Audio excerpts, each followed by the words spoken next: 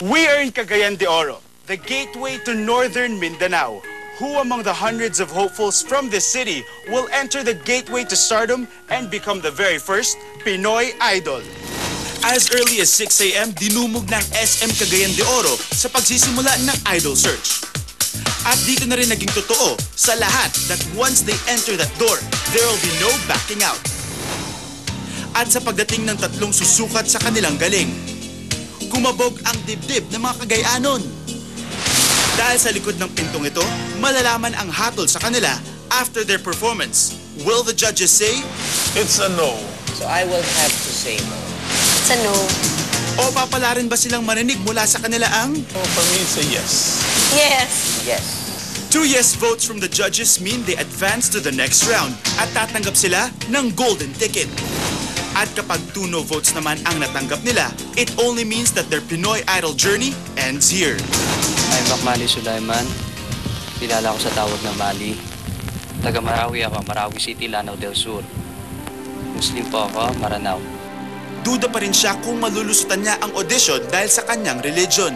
May girlfriend ka na ba? Anong pangalan mo?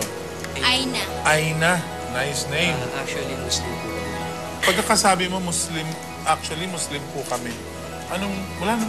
Okay naman yun, di ba? Pantay-pantay lang tayo. Kasi po, when I was in Manila kasi, every time na nag-audition ako, lagi nila kinu-question yung ano.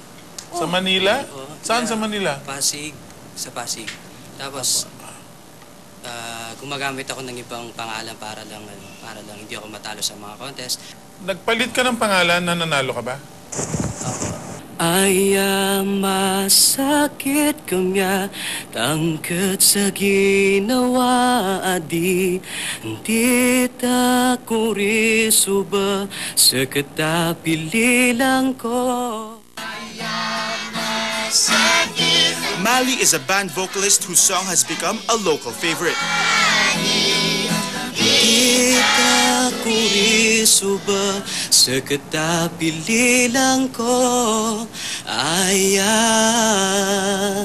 Parang interesante ka sa amin. Well, sa akin ha. At nararamdaman ko yan dun sa kinanta mo. So, yes. Parang may hiya pa rin. Siguro dapat wala yun. So, para sa akin ngayon, no. Sana po bigyan niyo ako ng chance, mga Muslim. With 1 yes and 1 no, Mali's future is now solely dependent on Wingard's verdict. Is it a sweet nod or a firm shake of the head? Before we reveal the decision, let's take a look at the long line of hopefuls just outside the judge's room. A self-confessed lesbian with a beauty title? Interesting enough for us to visit her at home. Baby pa ako. Yan, babae pa ako niyan, girl. Latest ko ngayon na ako na to. Lesbian na ako. The pictures on her wall summarize the story of her life. But among these photographs, one stands out. Ito yung picture namin ni Julina. Having met her idol years ago, Jazzy longs to see her again. And this is her chance to do just that. Masaya pa rin ako hanggang ngayon kasi Ano? na-meet na naman kita. Remember? May taping tayo. Iiyak ako.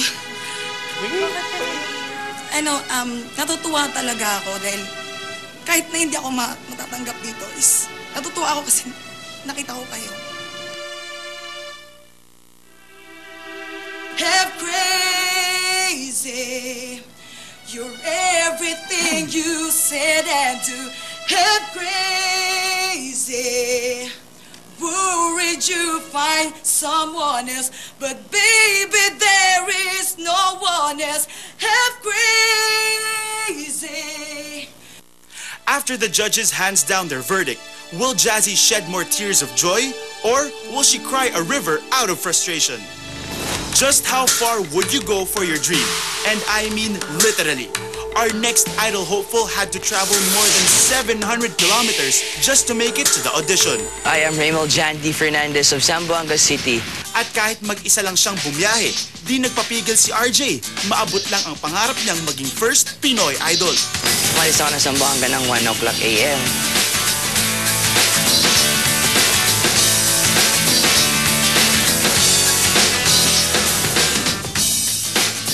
Makaya ako ng tricycle.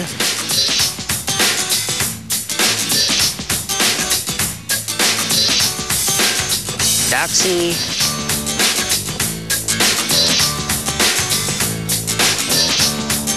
jeep,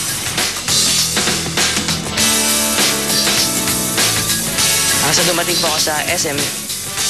Finally, after 14 hours of travel, RJ is ready to face our judges. Kayanin pa kaya niya ang audition after the long travel? May uuwi kaya niya ang inaasam niyang golden ticket? The moon is shining bright, the moon is feeling right.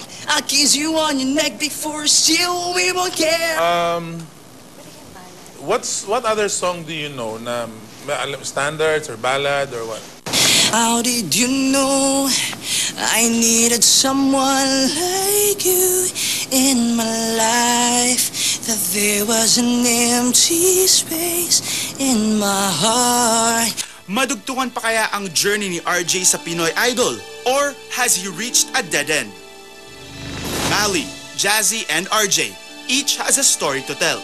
Makuha kaya nilang tatlo ang pinakaasam na golden ticket? From hundreds of Pinoy Idol hopefuls, ilan kaya sa mga Cagayanon ang makakapunta sa Manila to compete for the elimination round? Time to find out after the break.